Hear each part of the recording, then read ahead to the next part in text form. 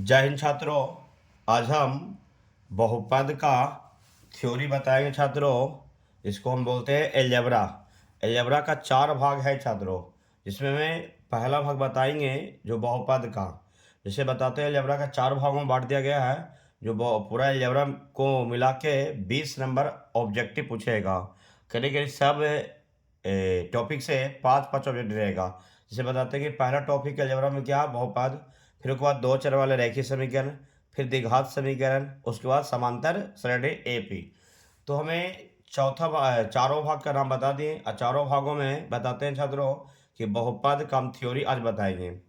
क्या बताएंगे? बहुपद का थ्योरी, जिसमें थ्योरी का सर एक कितना थ्योरी होगा, तो हम बताते हैं कि ये थ्योरी बहुपद का 3 लेक्चर देंगे, जो 20 से 30 मिनट का वीडियो होगा ये। तो मेरा अभी लिख दे इसीलिए कि लेक्चर 1। तो जब भी कोई अगर वीडियो अगर देखेगा छात्रों, तो इसका सीरियल बाई सीरियल देखना है। तो पहले हमने बहुपद का लेक्चर 1 बनाए। ये लेक्चर 1 अगर पूरा खत्म हम कर देंगे, अपलोड कर देंगे, तो हम लेक्चर 2 बनाएंगे। तो लेक्चर 2 फिर देख लेगा। फिर लेक्चर 2 पूरा हम खत्म करके अपलोड कर देंगे, तो फिर लेक्चर 3 बनाएंगे, फिर लेक्चर 3 देखेगा। तो पूरा पहले थ्योरी देख लेगा छात्रों, तभी उसका मैथ स्टार्ट हम करेंगे। तो पहला में A to Z हमें बहुपद होता क्या है, बहुपद किसे कहते हैं, बहुपद के कितने भागों में बांटा गया, A to Z हम याद करवा देंगे। पूरा ईमानदारी से अगर सुनेगा तो सबसे मेन मेरा क्या है, सुनना। तो अगर सबसे बढ़िया अगर ईमानदारी से अगर सुन लिया मेरी बातों को, तो हम पूरा ओपन कहते हैं कि तुमको कंठस्थ करवा देंगे, बोल बोल के याद करवा देंगे। तुमको सिर्फ सुनना है अब बहुपद को पहचानने आता है बार बार, कि बहुपद को पहचानना है कि कौन रैखिक बहुपद, कौन द्विघात बहुपद, कौन त्रिघात बहुपद, कौन चतुर्घात बहुपद, इस तरह से आता है। तो उसका सबका 5-5 भाग बताएंगे छात्रों। तो हम उम्मीद रखते हैं कि अगर ये 20 से 30 मिनट का होगा, अगर शुरू से लेकर अगर अंत तक देख लेगा तो कहीं दिक्कत नहीं होगा। ईमानदारी से देखना चालू करना, ये नहीं कि 5 मिनट देखें अब बस हो गया, तो ऐसा नहीं है। एकदम धैर्य के साथ ईमानदारी पूर्वक एकदम देखो, कोई दिक्कत नहीं हो। पहले हम कुछ चीज़ों को समझा दिए, अब चालू करते हैं। पहले शुरू बहुपद का परिभाषा। तो बहुपद की परिभाषा हम बताते हैं क्या है। ए है, तो ए जो होता है मेरा ना, वो कांस्टेंट ग्रुप में है, ठीक है। बताते हैं ए का बेस में 0 है, फिर A1 x है, फिर क्या मेरा है A2 x की पावर 2, जैसे A2 हुआ तो पावर में x2 x स्क्वायर हो गया।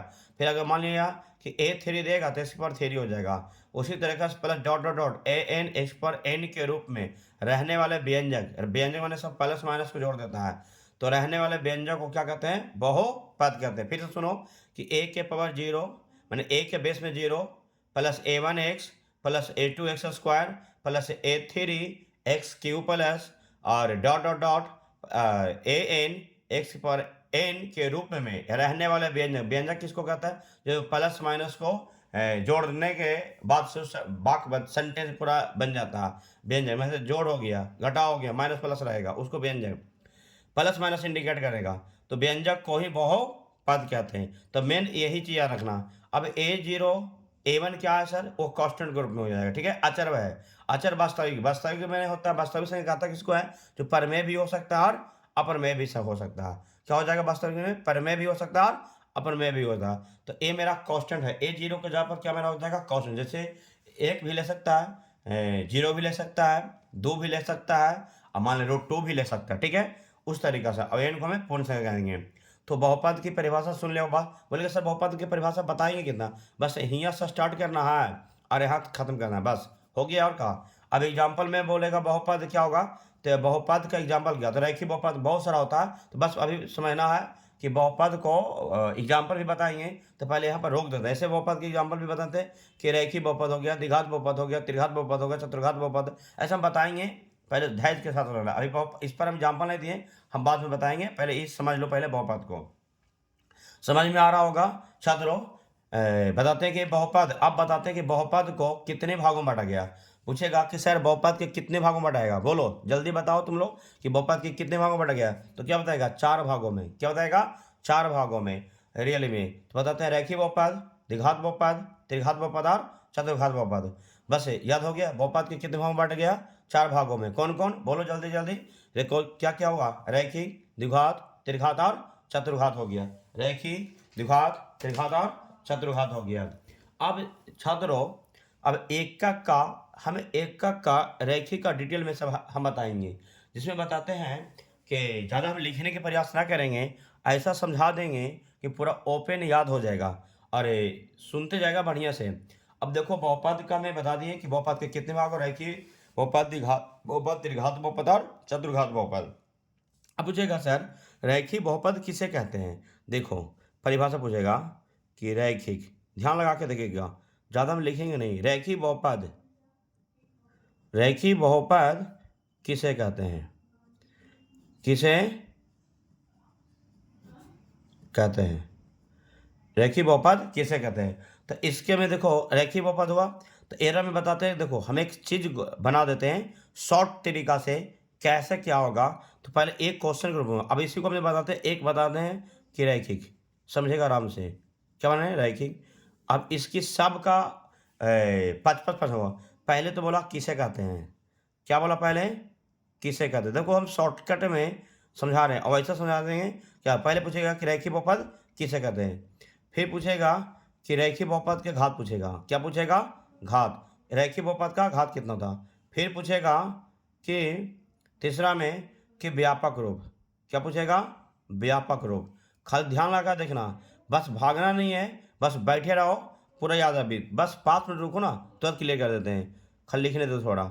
व्यापक रूप है, या उसको हम दो नाम बोलेंगे, मानक रूप बोलेंगे। क्या बोलेंगे? मानक रूप। अब देखो 3 हो गया। अब हम बात करते हैं चौथा में क्या हो गया, सुनेगा। अब देखो बताते हैं किसे कहते हैं। घात हो गया, शून्यक बोलेंगे। क्या बोलेंगे? शून्यक बोलेंगे। क्या हो गया ये? शून्यक। अब हमें शून्यक के बाद बताते हैं कि उदाहरण भी होगा। क्या होगा मेरा ये कि उदाहरण,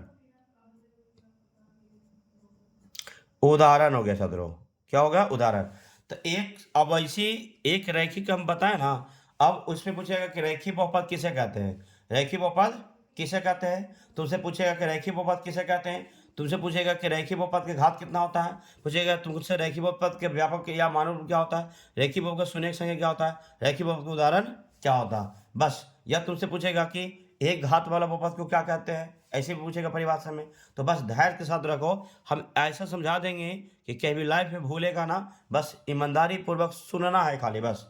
तो ध्यान लगा के अब पूछेगा कि सर रैखिक बहुपद तो किसे कहते हैं, तो बस सुनना, बताने जा रहे हैं परिभाषा कि एक घात वाला बहुपद को रैखिक बहुपद कहते हैं। क्या बोले? सुना? फिर अपने मन से बोलो, बोलो। एक घात वाला बहुपद को रैखिक बहुपद कहा जाता है। एक घात वाला बहुपद को, एक घात वाला बहुपद को, आगे बोलो तुम लोग, एक घात वाला बहुपद को रैखिक बहुपद कहा जाता है। सुन लिया?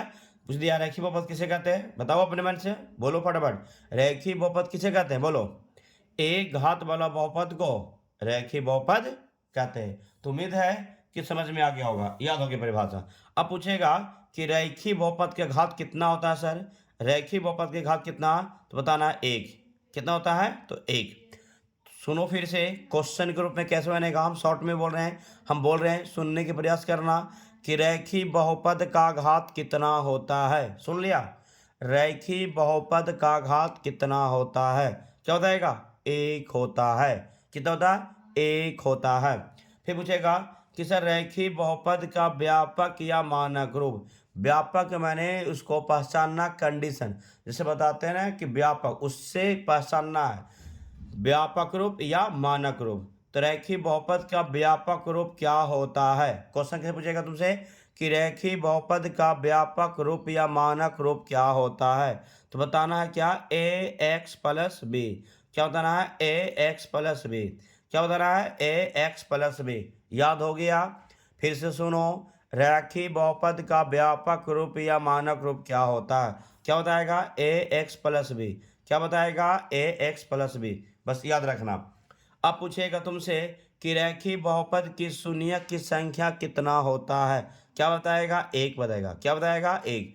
रैखिक माने हो गया 1, उसीलिए शून्यक संख्या 1 हो। और उसका एक शून्यक के माने हुआ क्या, तो सुनो पहले। शून्यक के माने जैसे कहेगा ना कि शून्यक ज्ञात करो, क्या बोलेगा? शून्यक ज्ञात करो। क्या बोलेगा? कि शून्यक ज्ञात करो। तो शून्यक जैसे ही बोलेगा ना तो समझना कि x के मान निकलेगा नहीं तो वाई का मान निकलेगा, नहीं तो जेड का मान निकलेगा। माने जिस चीज़ में क्वेश्चन सूचित रहेगा, चार मान, चाहे एक्स में, चाहे वाई में, चाहे जेड में, उसी चीज़ का वैल्यू निकलेगा। नहीं समझ में आ रहा है तो देखो यहाँ पर बताओ कि इसकी व्यापक रूप क्या दिया था, ए एक्स प्लस बी दिया ना बउआ। तो इसको कभी किसी को एक्स मानने के लिए क्या करेंगे, जीरो। तो हम बताओ कि ए एक्स जब प्लस को इक्वल करेंगे क्या होता मेरा, माइनस बी। तो बताओ कि एक्स के मान मेरा क्या हो जाएगा, माइनस बी बटा ए। बताओ एक्स के वैल्यू के गो निकला, ए गो। एक्स के वैल्यू के गो निकला, ए गो। तो इसीलिए शून्य की संख्या के गो होता है, ए गो। समझ में आ गया होगा, नहीं आया फिर से सुनियो। मान ले कि कोई मैथ दिया कि 2x माइनस 4 है, बोलेगा इसकी शून्य की निकालिए सर, इसकी शून्य की निकालिए। हम यहाँ इक्वल क्या कर देंगे, जीरो। तो 2x पर क्या मेरा हुआ 4, x के गुना में कितना है 2, तो बस 2 से भागा दे देंगे यहाँ। तो 4 बटा क्या हुआ 2, 2 2 नहीं 4, x के वैल्यू कितना हुआ 2। तो इसीलिए बताओ x के मान क्या गो आया, ए गो। x के मान क्या गो आया, ए गो। इसीलिए मेरा शून्य की वैल्यू क्या होगा, 1। तो पूछ दिया कि रैखिक बहुपद की शून्य की संख्या क्या होता है, तो बताना 1। पूछ दिया रैखिक बहुपद का व्यापक रूप क्या होता है, तो बताना ए एक्स प्लस बी। तो कोई दिक्कत ना है छात्रों, समझ में आ गया होगा। अब उदाहरण की बात करेंगे तो जिसकी बताते हैं खाली एक्स देगा, ये भी रैखिक बहुपद हो गया। एरा में प्लस जोड़ देगा, ये भी रैखिक बहुपद हो गया। अब एरा मतलब 2x प्लस 4 दिया, ये भी रैखिक बहुपद हो गया। अब बोले 3x माइनस 4 दिया, ये भी रैखिक बहुपद हो गया। मान लिया एक्स प्लस 2/3 दिया, ये भी रैखिक बहुपद हो गया। 2x प्लस 4/5 दिया, ये भी रैखिक बहुपद हो गया। अब 4x बटा 5 बराबर 6 दे देगा, ए भी रैखिक बहुपद हो गया। तो जिसकी घात बस हमको मतलब है ए। अब बोल देगा सर 2/x है, क्या रैखिक बहुपद हो जाएगा, ये बहुपद होबे नहीं करेगा। अगर नीचे x आ जाएगा ना, अगर नीचे x आ जाएगा ना, बहुपद नहीं होगा। नीचे x आ जाएगा क्या, बहुपद नहीं होगा। अब याद रखना है, नीचे अगर जैसे मान लो 1/x देगा प्लस 2 देगा, तो क्या बताओ बहुपद हो जाएगा, नहीं। क्या हो जाएगा, नहीं। तो दूसरी बात में और सुनो, अब दूसरी बात में और सुनो कि अगर x के पर -1 प्लस अगर 2 देगा तो बहुपद हो जाएगा, तो नहीं। कभी भी घात नेगेटिव नहीं होता, कभी भी घात नेगेटिव नहीं होता। बहुपद का जिसमें बहुपद में अगर माइनस घात लग जाएगा ना तो बहुपद नहीं होगा।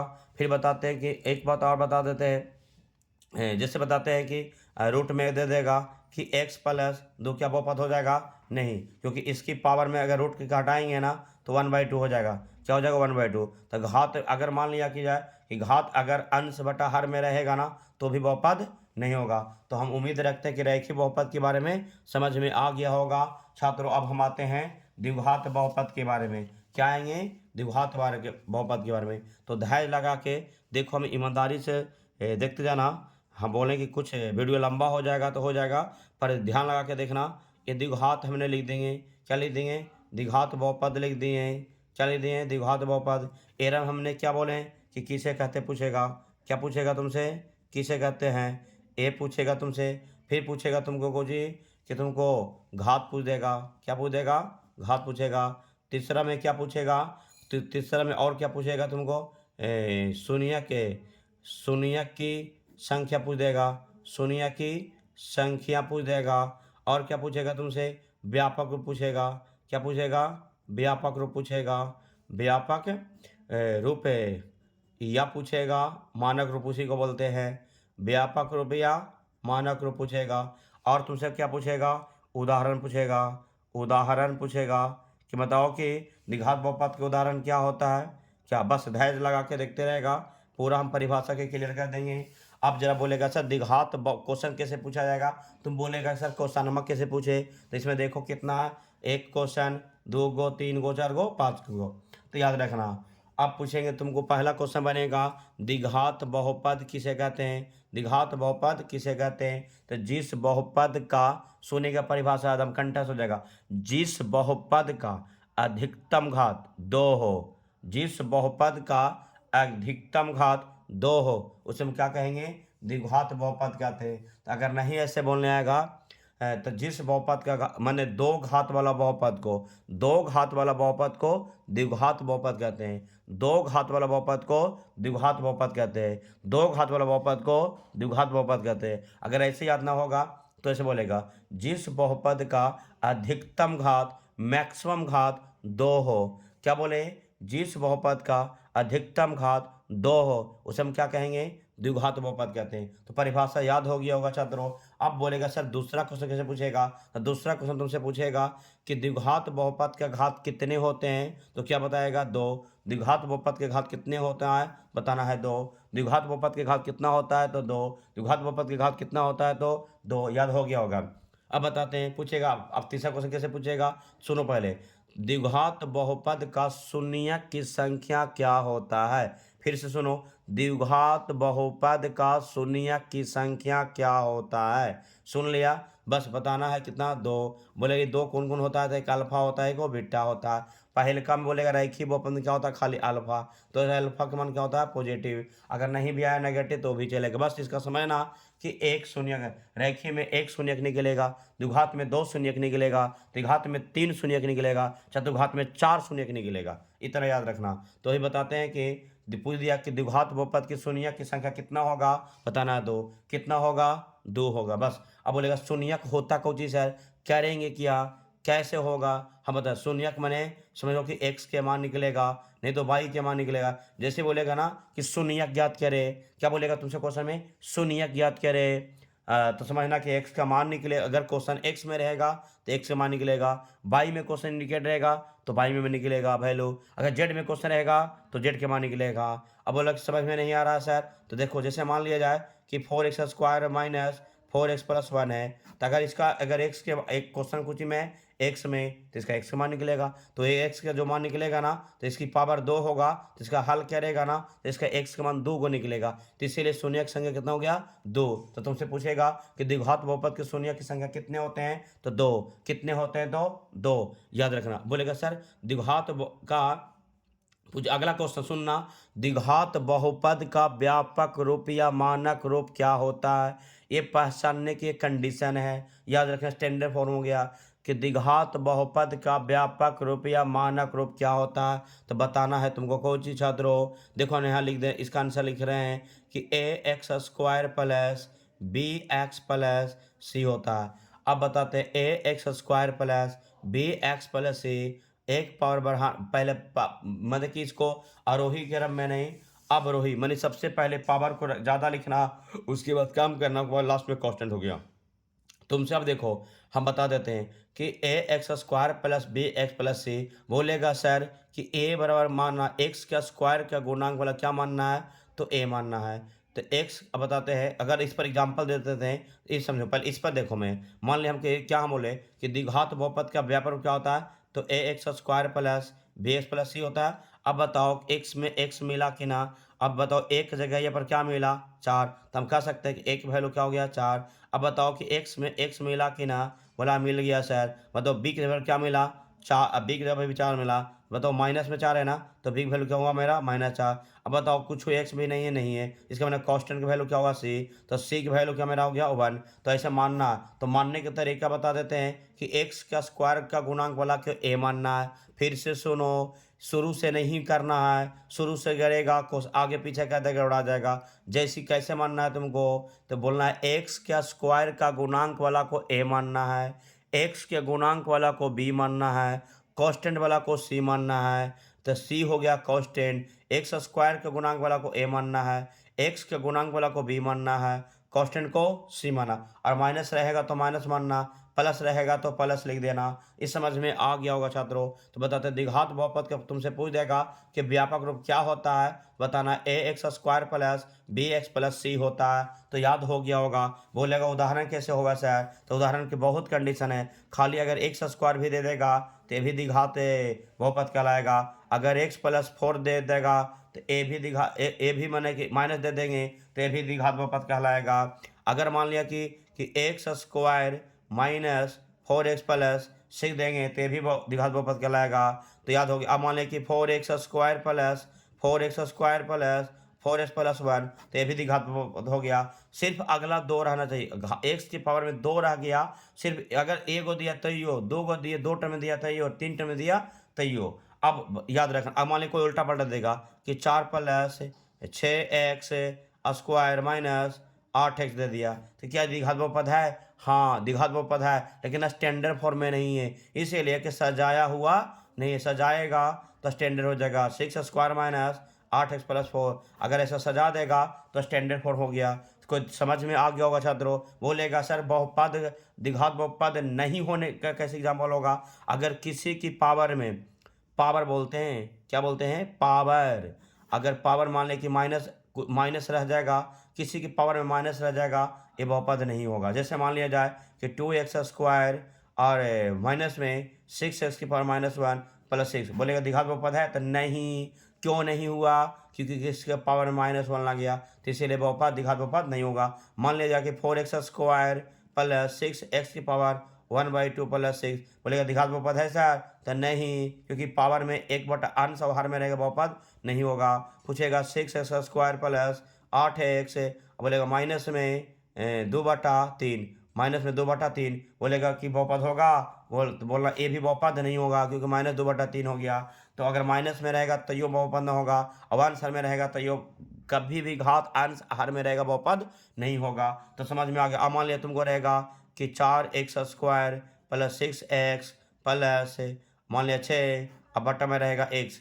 अब बताते हैं कि इस स्थिति में रहेगा ना, तो आप इस स्थिति में रहेगा तो ये बहुपद नहीं होगा, क्योंकि यहाँ उलटेगा तो अलग इससे हो जाएगा, लेकिन ये भी बहुपद द्विघात बहुपद नहीं होगा। तो ये द्विघात बहुपद नहीं होता। तो समझ में, हम फिर से बोल देते हैं कि कंडीशन में द्विघात बहुपद कैसे नहीं होगा। अगर किसी की घात माइनस, फिर से सुनना मेन, किसी की घात माइनस में नहीं होना चाहिए, किसी की घात अंश और हर में नहीं होना चाहिए। अब कोई भी, जैसे मान लिया रूट में x दे दिया, x³ दे दिया तो नहीं होगा। ऐसे रहेगा तो कोई बहुपद नहीं होगा। तो यार रूट में अगर x रहेगा तो बहुपद नहीं होगा, यार कि माइनस में रहेगा घात में नहीं होगा, अंश में रहेगा तो बहुपद नहीं होगा। और नीचे कोई 4 दे देगा तो वो, जैसे मान लिएगा कि 2 दिया और नीचे दे देगा x² प्लस 6, तो द्विघात बहुपद हो जाएगा? नहीं होगा। ऐसा अगर नीचे भी 4 में दे देगा ना कि x², तो उसी स्थिति में भी द्विघात बहुपद नहीं होगा। तो द्विघात बहुपद के बारे में पूरा एग्जाम्पल किसे कहते हैं, घात, शून्यक संख्या, व्यापक हम समझा दिए होंगे। तो अब तुमको द्विघात को समझ में आ गया होगा। अब एक का तुम समझाएंगे कुछ त्रिघात के बारे में। क्या छात्रों? त्रिघात के बारे में समझाएगा। अब देखो हमने लिखते हैं त्रिघात बहुपद, त्रिघात बहुपद, त्रिघात बहुपद। अब त्रिघात बहुपद मुझे हो गया। पहले क्या हम दे देते हैं? उदाहरण। क्या दे देते हैं? उदाहरण। मान लिया उदाहरण हो गया। फिर पूछेगा किसे कहते हैं? क्या पूछेगा? किसे कहते हैं? फिर पूछेगा तुमको व्यापक रूप, मान ले चलो शून्यक दे देते हैं। शून्यक हो गया, शून्यक बोलेंगे या व्यापक रूप बोलेंगे? क्या बोल रहे हैं? शून्यक। 1 मिनट, शून्यक हो गया। अब यहाँ पर हम बोल देंगे कि मानक रूप। क्या हो गया मेरा? मानक रूप या व्यापक रूप, मानक रूप या व्यापक रूप।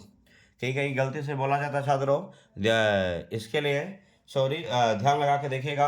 हम बताते हैं कि कभी पहले शुरू क्या दिए? उदाहरण। फिर क्या दिए? किसे कहते हैं। फिर क्या दिए? शून्य। फिर क्या दिए? मानक रूप या व्यापक रूप, मानक रूप या व्यापक रूप, मानक रूप या व्यापक रूप। फिर क्या दिए हमें? घात। क्या दिए? घात। अब एक का करके समझो। अब इसमें पूछ देगा तुमको कि त्रिघात बहुपद के किसे कहते हैं? त्रिघात बहुपद किसे कहते हैं? तो सुनना, जिस बहुपद का अधिकतम घात 3 हो। क्या बोले?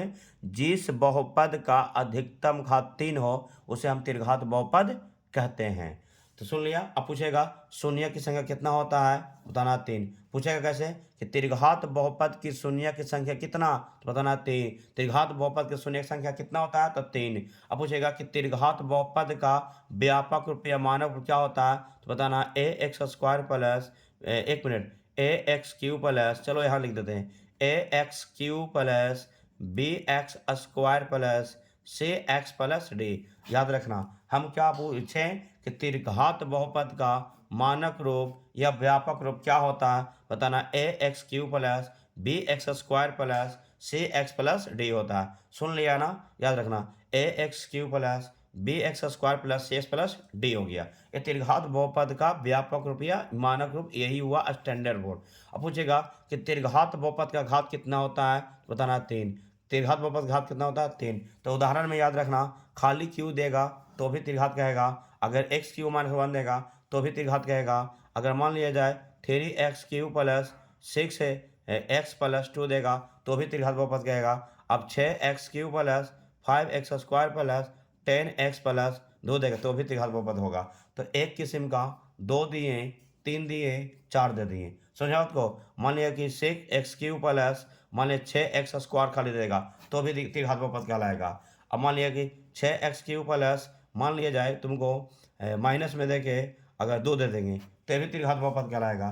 तो समझ में आ गया होगा। बोले अब हम तो बार बार कह रहे हैं कि किसी को घात में माइनस रहेगा तो त्रिघात बहुपद बहुपद कहलाएबे नहीं करेगा, कोई बहुपद नहीं कहलाएगा। मान लिया यहाँ पर दे दिए कि x³ अब x³ प्लस में 6x स्क्वायर प्लस 10x और -1 देंगे और प्लस यहाँ दे दिए 1। तो अगर किसी के पास तो इधर तो सब सही था, यहाँ पर एगो पड़ो लग गया माइनस, तो पूरे चौपट कर दिया। क्या कर दिया? पूरा के पूरा चौपट कर दिया। ये त्रिघात बहुपद नहीं हुआ, ये कोई बहुपद नहीं हुआ, खत्म हो गया, ये पूरा बर्बाद हो गया। अब मान लिया कि 4x³ plus 10x square plus 15x plus 6 दिए तो ये हो गया, ये त्रिघात बहुपद है। लेकिन एक मैं आगे माइनस लगा दिए ना तो पूरा पूरा ये चौपट हो गया। एक अब बोले कौन बहुपद? तो कोई बहुपद ना। बोला क्यों? तो बताना कि बहुपद पर कोई बहुपद का घात नेगेटिव में नहीं होगा। अगर नेगेटिव में दे दिया तो पूरा बहुपद का चौपट कर देगा। और कभी भी बहुपद का घात 1/2 नहीं होता, माने अंश हर में घात नहीं होता, इतना याद रखना। अब इसी को मान लिया जाए कि 4x³ अब प्लस में 6 दे देगा, अब बटा यहाँ दे देगा कि x, यहाँ x दे देगा। तो ऐसे में फिर बताते हैं कि बहुपद नहीं होगा, बहुपद नहीं होगा। ये कोई बोलेगा त्रिघात बहुपद नहीं, क्योंकि नीचे अगर x लग जाएगा ना तो नहीं होगा बहुपद, क्योंकि यहाँ पर जाएगा ना तो माइनस ऊपरी माइनस में आ जाएगा। तो जब माइनस आ जाएगा तो इसीलिए ये त्रिघात बहुपद नहीं, कोई बहुपद नहीं होगा, याद रखना। तो हम इस पूरा का पूरा समझा दिए। उदाहरण भी किसे कहते हैं बता दिए कि जिस बहुपद का अधिकतम घात 3 हो या 3 घात वाला बहुपद को त्रिघात बहुपद कहते हैं। अगर ऐसे याद ना होगा तो हम क्या बोलें कि जिस बहुपद का अधिकतम घात 3 हो उसे हम त्रिघात बहुपद कहते हैं, या 3 घात वाला बहुपद को त्रिघात बहुपद कहते हैं। शून्य की संख्या पूछ देगा, त्रिघात बहुपद शून्य की संख्या पूछ देगा तो 3 निकला। वो होगा कौन चीज? बोले शून्य क्या होता है सर? तो बताना है कि x का मान निकलेगा, नहीं तो y का मान निकलेगा, नहीं तो z के मान है। बोला क्यों कैसे? अगर क्वेश्चन x में रहेगा तो x का मान निकलेगा, और जब x के मान निकलेगा तो अल्फा बीटा गामा 3 को x वैल्यू निकलेगा। त्रिघात में x का मान क्या निकलेगा? 3 को निकलेगा, याद रखना। तो इसीलिए शून्य संख्या होगा 3। मुझे घात कितना होता है? तो 3 होता है। व्यापक क्या होता है? तो x³ plus bx plus cx plus d, ax³ plus bx square plus cx plus d होता है। तो उम्मीद है वो करते हैं कि समझ में आ गया होगा। अब हम क्या बोलते हैं? लास्ट है ये चतुर्घात बहुपद। अब बोलते हैं क्या हमें कि चतुर्घात बहुपद, चतुर्घात बहुपद, चतुर्घात बहुपद। इसमें क्या दे दिए? पहले उदाहरण हो गया। फिर हमने क्या दिए? किसे कहते हैं, किसे कहते हैं। फिर दिए व्यापक रूप, व्यापक रूप या मानक रूप, व्यापक रूप या मानक रूप। फिर पूछ देंगे घात हो गया। तो 1 2 3 4। अब यहाँ क्या देते थे? शून्यक। क्या दे दिए? शून्यक की संख्या, शून्यक की संख्या, शून्यक की संख्या। अब ये मेरा लास्ट है, ये छात्रों लास्ट है, बस 2-3 मिनट के कंप्लीट कर देंगे। अब बोलेगा चतुर्घात बहुपद किसे कहते हैं छात्रों? बताना। जिस बहुपद का अधिकतम घात 4 हो उसे हम चतुर्घात बहुपद कहते हैं। तुमसे पूछ दिया जाएगा कि 4 घात वाला बहुपद क्या कहलाता है? तो बताएगा चतुर्घात बहुपद कहलाता है। 4 घात वाला बहुपद क्या कहलाता है? बताएगा चतुर्घात बहुपद कहलाता है। चतुर्घात बहुपद किसे कहते हैं? बताना है कि जिस बहुपद का अधिकतम घात 4 हो उसे हम चतुर्घात बहुपद कहते हैं। पूछ दिया, ये परिभाषा तो बता दिए। पूछेगा कि सर चतुर्घात बहुपद का व्यापक रूप क्या होता है? तो बताना है ax⁴ plus bx³ plus cx square plus dx plus e। पूछ दिया कि चतुर्घात बहुपद का व्यापक रूप या मानक रूप क्या? तो स्टैंडर्ड फॉर्म में पहले 4 होना चाहिए, फिर 3 होगा, फिर 2 होगा, फिर 1 होगा, फिर कांस्टेंट होगा। तो ई हुआ, ई ना तो फिर कांस्टेंट क्या देगा? के देगा। तो पूछ दिया कि चतुर्घात बहुपद का व्यापक रूप या मानक रूप क्या होता है? बताना ax⁴ plus bx³ plus cx square plus D x plus E. तो याद हो गया होगा छात्रों कि चतुर्घात बहुपद का व्यापक रूप या मानक रूप क्या होगा, बस याद रखना है। अब बताते हैं कि घात कितना होता है, तो बताना है 4। पूछ दिया कि चतुर्घात बहुपद का घात कितना होता है, तो बताना है 4। चतुर्घात बहुपद का घात कितना होता है, बताना है 4। अब यह पूछ दिया 4 घात वाला बहुपद क्या कहलाएगा, तो चतुर्घात। और चतुर्घात बहुपद का घात कितना होगा, तो 4। 4 घात वाला बहुपद क्या कहलाएगा, तो चतुर्घात। याद हो गया। अब शून्यक की संख्या कितना होगा, तो बताएगा 4। बोले इस शून्यक क्या होता है सर, बोलेगा इस शून्यक क्या होता है। पूछ दिया कि शून्यक की संख्या कितना होगा, चतुर्घात बहुपद की शून्यक संख्या क्या होगा, 4। बोले 4 क्या होता है, तो शून्यक के माने x के मान निकलेगा, नहीं तो y के मान निकलेगा, नहीं तो z के मान है। मैंने कहने के लिए ने जो चतुर्घात बहुपद में क्वेश्चन होगा ना, जो चतुर्घात बहुपद में क्वेश्चन होगा ना, चाहे क्वेश्चन x के रूप में रहेगा या y के रूप में रहेगा या z के रूप में रहेगा, x के रूप में रहेगा या y के रूप में रहेगा या z के रूप में रहेगा। जब क्वेश्चन x के रूप में रहेगा तो x के जब मान निकलेगा, चतुर्घात में क्वेश्चन रहेगा, जैसे x के पावर 4 -1 देंगे, तो इसका x के जब हल करेगा ना तो k को मान निकलेगा इसका 4 गुण निकलेगा, k को निकलेगा इसका x का मान 4 गुण निकलेगा। तो इसीलिए शून्यक संख्या क्या हो गया, 4। पूरे चतुर्घात बहुपद शून्य संख्या क्या हुआ, 4। तो याद रखना alpha beta gamma lambda, alpha beta gamma lambda, याद रखना 4 मान निकलेगा। x में क्वेश्चन आएगा तो x के वैल्यू में निकलेगा, y में क्वेश्चन आएगा तो y की वैल्यू निकलेगा, z में क्वेश्चन आएगा तो z का मान निकलेगा। तो शून्यक की संख्या समझ में आ गया होगा।